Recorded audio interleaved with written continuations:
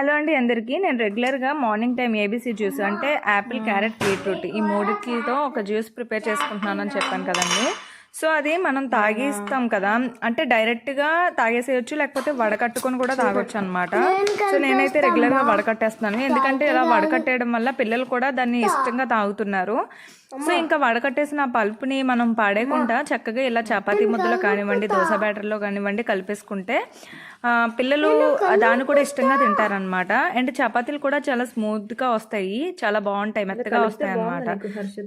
చాలా మంది పిల్లలు బీట్రూట్ తినరు అనుకునే వాళ్ళు ఇలా ఏబీసీ జ్యూస్ ప్రిపేర్ చేసి ఇవ్వండి. అండ్ అలాగే ఆ బీట్రూట్ని మిక్సీ పట్టించేసి ఇలా చపాతీ ముద్దలో కలిపేసిన వాళ్ళు చాలా ఇష్టంగా తినేస్తారు. సపరేట్గా కర్రీ కూడా వాళ్ళకి అవసరం లేదు, ఎందుకంటే ఆల్రెడీ ఇందులో మనం ఒక వెజిటేబుల్ యాడ్ చేస్తున్నాం కాబట్టి.